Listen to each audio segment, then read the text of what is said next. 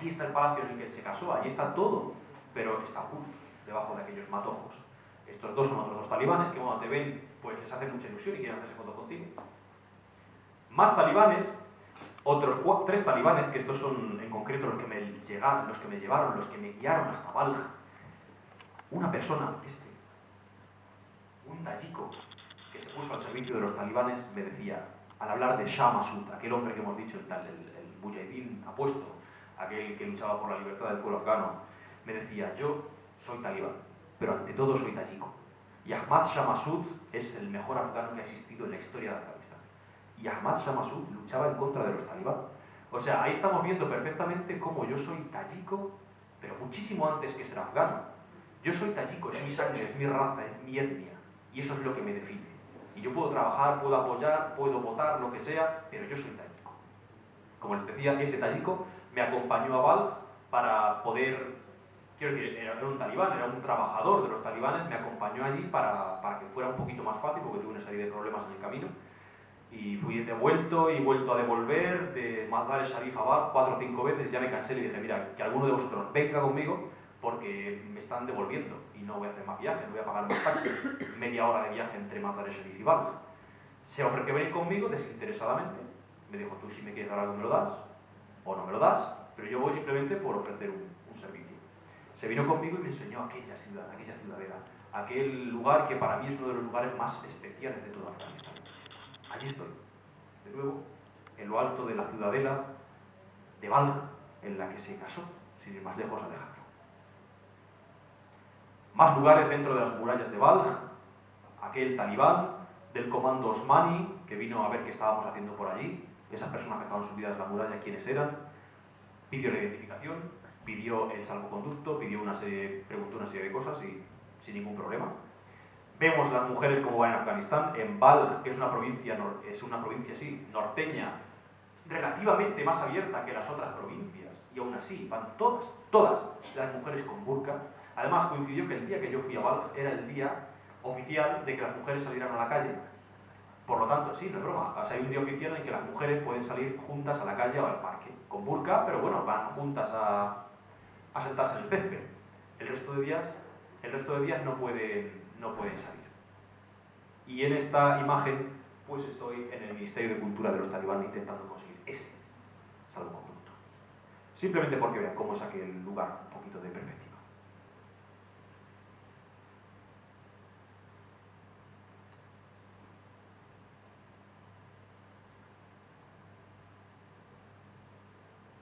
Lo más fascinante del lugar, yo creo, es que todo está allí, todo está debajo. Nadie en ningún momento de la historia ha excavado. Están todos los estratos de la historia debajo de aquella fortaleza, debajo de aquella ciudadela, desde el periodo helenístico y antes del periodo helenístico. Estamos hablando de miles y miles de años. El paso del Hindu Kush para mí fue también algo interesante y algo muy remarcable, porque es una cordillera montañosa, es una cordillera absolutamente impresionante, de picos de hasta 4.000, más de 4.000 metros. Es una de las estribaciones del Himalaya y es una cordillera, como les decíamos, que está absolutamente nevada desde el mes de, podemos decir, septiembre, agosto-septiembre. Yo entré a principios de agosto, por lo tanto todavía no habían caído las nieves, pero estaba absolutamente yerma, no había nada, no había ni siquiera una brizna de hierba. Solamente algunos musgos, algunos líquenes y un frío aterrador en medio del mes de agosto. Tardé 12 horas en un taxi en cruzar el Hindu Kush. Yo quería llegar a Kabul. Kabul es una ciudad que se encuentra en el valle del río Kabul y para eso tiene que cruzar uno todas estas montañas. Bueno, esta sección va dedicada especialmente a Luis Valverde porque le gusta mucho esta sección y cuando no la hacemos la pide. Así que pensando en él vamos a hablar un poco también de la comida. La comida de Afganistán es muy variada. Reúne partes de toda Asia Central. Yo destacaría el mantu, que es, o mandi, también se dice, que es esta comida. Es una especie de lo que sería la pasta rellena italiana, podemos hacernos una idea, o sea, es un saco de pasta relleno de carne y de cebolla picada, con salsa de tomate y perejil, y además con salsa de yogur. Está muy bueno. Lo que tenemos abajo es el kabuli polo, es arroz con una salsa de yogur también, pero de un yogur especialmente fuerte, especialmente intenso, y verduras, y además pasas. Y lo que tenemos arriba es el bolani, y Y el bolani puede ser de lo que uno quiera meterle dentro.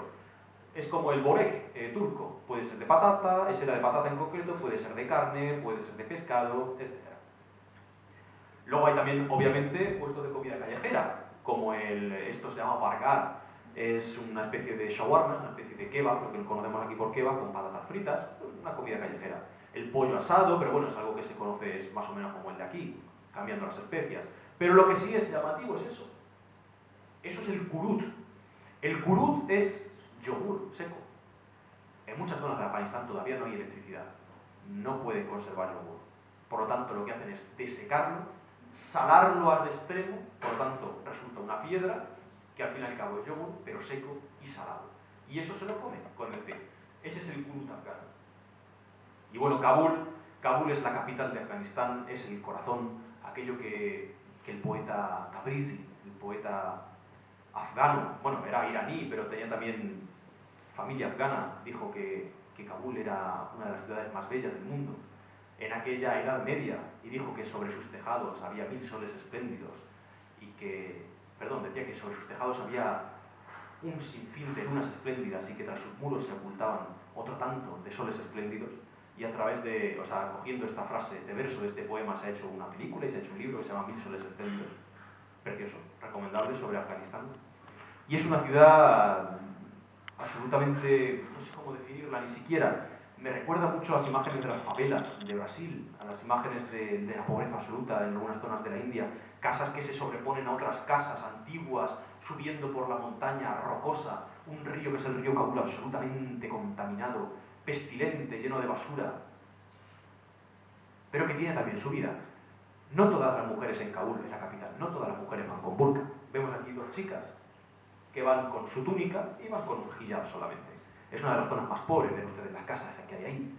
Las panaderías típicas de Kabul, que son una habitación en la que hay un hombre haciendo pan en directo y colgando los panes hasta que viene alguien y los compra. La mezquita central de Kabul, que es reciente, que se construyó en 2012 y a la cual tuve el placer de entrar en aquella imagen.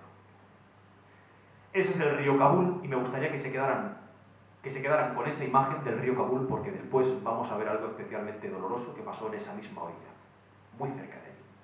Imágenes de lugares típicos de Kabul, de lugares emblemáticos como Kochimor, que es la calleja del pollo, que es, digamos, como lo típico que todo el mundo visita en Kabul. Es el centro, es lo más limpio, es lo más cuidado, es lo más moderno del Kabul. Y sobre todo lo que quiero hacer hincapié, si alguna vez usted se va a Kabul, o a Afganistán en general, es que tenga cuidado con eso. Porque entre la acera y el asfalto está la cloaca. No hay alcantarillas. Los desperdicios, en general, de los edificios bajan por una tubería a la calle que se conduce a una acequia y eso está al aire libre. Por lo tanto, tiene que tener mucho cuidado porque se puede, como me pasó a mí, caerse ahí. Kabul es un lugar triste en muchos lugares. Este es, tomado por mí esas fotos del estadio en el que se aplicaban las penas capitales, las penas de muerte, al cual entré engañando a un talibán porque le dije que era un apasionado del fútbol. No hay cosa que menos me importe en la vida que el fútbol. Jamás he visto un partido de fútbol, solamente cuando van a España, creo. Pero bueno, le engañé, le dije que era español y coló. Y bueno, entré allí y la verdad es que se sentía algo absolutamente triste. Yo quería entrar allí porque creo que la energía de los lugares se queda imantada en esos lugares. Y quería visitar el lugar en el que tanta gente había perdido la vida, en el que tanta gente había muerto de una manera injusta. Yo allí, absolutamente solo también, en la oscuridad, solamente acompañado por el silencio y la soledad, hice mis oraciones por las almas que allí, por las vidas que allí se perdieron y las almas que allí ascendieron a Dios.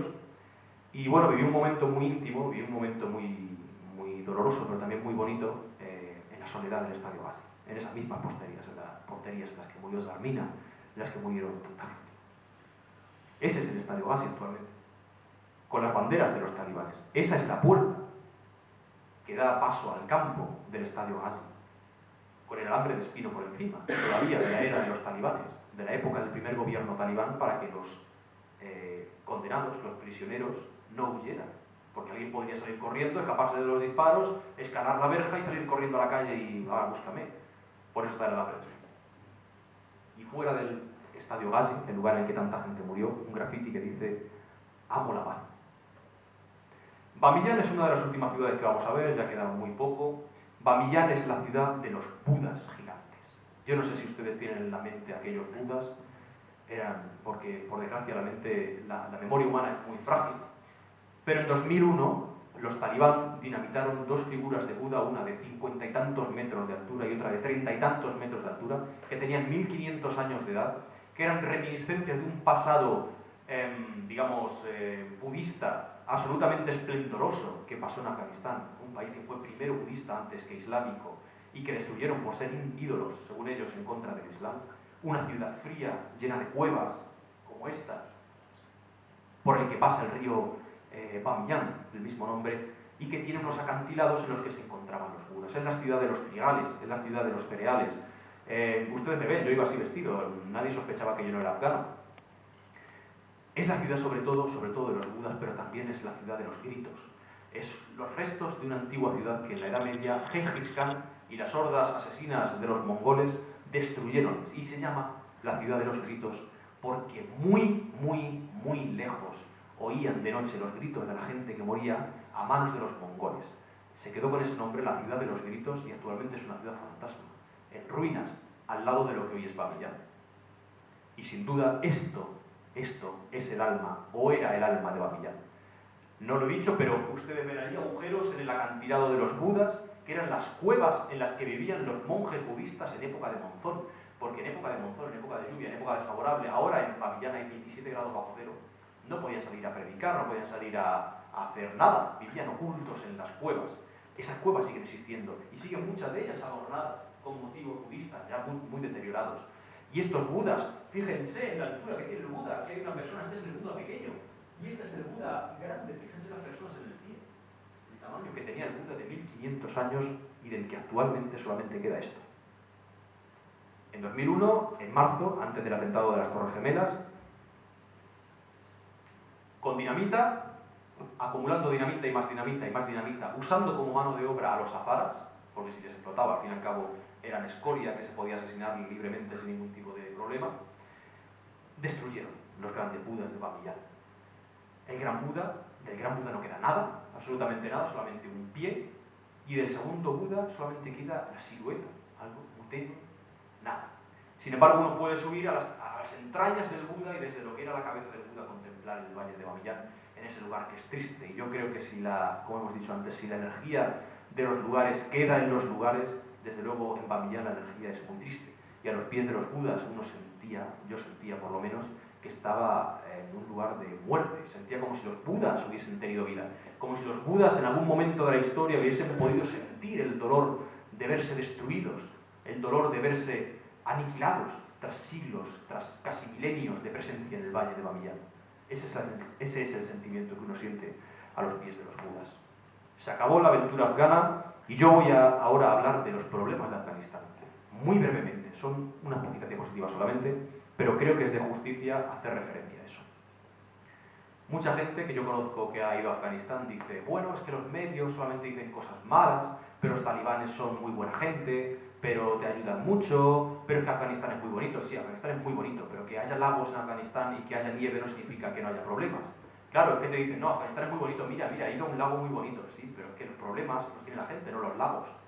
Entonces, los problemas densos y los problemas profundos de Afganistán son sobre todo los relativos a la mujer.